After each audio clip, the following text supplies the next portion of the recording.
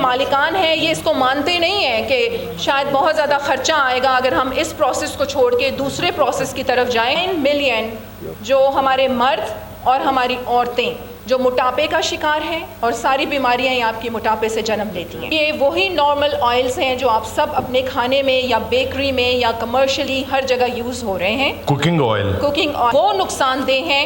یہ 3 پروسیس جس طریقے سے ہو سکتے ہیں پوری دنیا میں ہو رہے ہیں وہ اتنے مضر صحت نہیں ہیں. بہت شکریہ جناب اسپیکر. بسم اللہ الرحمن الرحیم.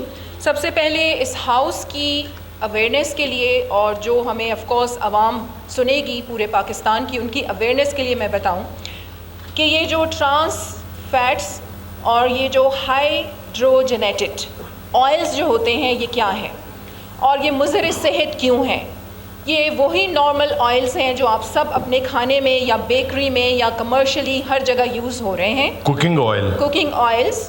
لیکن اس کو جو بنایا کیسے جاتا ہے کہ اس کی جو شیلف لائف ہے وہ زیادہ دنوں کے لیے ہو تو جو ہائیڈروجن گیس ہے اس کے ذریعے اس کو پروسیس کیا جاتا ہے اور اسی لیے یہ مضر صحت ہو جاتا ہے. اب جناب اسپیکر میں یہاں پر non communicable health statistics of Pakistan یہ میرے ہاتھ میں ہیں اور اس میں آپ کو میں یہ بتا دوں کہ جو non communicable diseases according to the WHO ہیں وہ 52% اس سے ڈیتھس ہو رہی ہیں اور اس میں 13.9 ملین جو ہمارے مرد اور ہماری عورتیں جو موٹاپے کا شکار ہیں اور ساری بیماریاں یہ آپ کی موٹاپے سے جنم لیتی ہیں.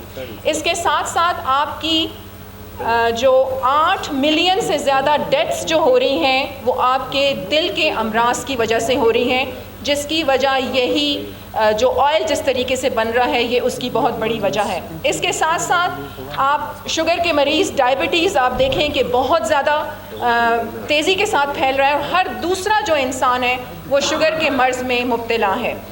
جناب اسپیکر پھر میں خواتین کی طرف آ جاتی ہوں کہ خواتین میں جو ہارمونل امبیلنس کا شکار ہیں اس سے بھی بہت زیادہ مسائل جو ہیں وہ جنم لے رہے ہیں.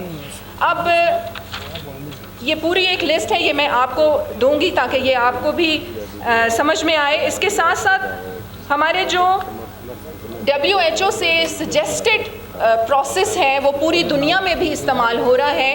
وہ 3 پروسیس ہیں کہ جس کے ذریعے آپ آئل بنا سکتے ہیں اور اس کی شیلف لائف جتنے دن کے لیے آپ رکھنا چاہتے ہیں وہ رکھ سکتے ہیں. حالانکہ وہ بھی مطلب اتنے زیادہ سجیسٹڈ نہیں ہیں بٹ جتنا ٹرانس فیٹس اور یہ جو دوسرا ہائیڈروجن گیس سے پروسیس کر کے جو آئل بنتے ہیں وہ نقصان دہ ہیں. یہ 3 پروسیس جس طریقے سے ہو سکتے ہیں پوری دنیا میں ہو رہے ہیں وہ اتنے مضر صحت نہیں ہیں. جس میں انٹرسٹیفائڈ فیٹ آئل ہے اس کو اسٹرکچر جو ری شفلنگ کے لیے یہ استعمال کیا جاتا ہے. فلی ہائیڈروجنیٹڈ آئلز پلس بلینڈنگ ہے اور یہ بھی مطلب زیادہ سجیسٹڈ تو نہیں ہے لیکن پھر بھی اتنا خطرناک نہیں ہے جتنا آج کل تمام فیکٹریز میں آئل جس پروسیس سے بن رہا ہے.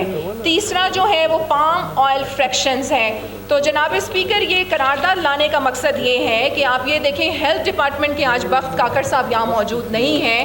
آپ دیکھیں ان بیماریوں کی وجہ سے آپ سب لوگ بھی دیکھیں کہ گھروں میں کتنے خرچے ہوتے ہیں. ہارٹ کی بیماریاں اس کی دوائیاں آپ دیکھیں کتنے میں آتی ہیں. شوگر کے مریض ہیں ان کی دوائیاں کتنے میں آتی ہیں. موٹاپے سے جو بیماریاں جنم لے رہی ہیں آپ دیکھیں کہ اس پہ بھی کتنا خرچہ آتا ہے.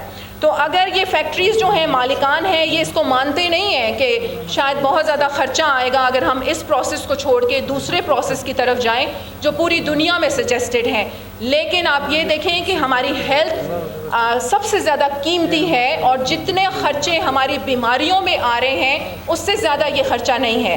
تو میں سمجھتی ہوں کہ یہ جو قرارداد ہے نہایت اہمیت کی حامل ہے اور اس کو بھاری اکثریت سے یہاں پاس ہونا چاہیے اور اس پہ پالیسی بھی ہونی چاہیے اور اس پہ پابندی لگنی چاہیے کہ جس مضر طریقے سے یہ آئل بن رہے ہیں اور ہم سب اس کو استعمال کر رہے ہیں. بیکری آئٹمز آپ بھی اپنے آفس میں بسکٹس بھی کھاتے ہیں جناب اسپیکر, کیک بھی کھاتے ہیں, وہ بھی اسی پروسیس کے ذریعے بن رہا ہے. تو یہ نہایت مضر صحت ہے, اس پہ پابندی ہونی چاہیے. بہت شکریہ.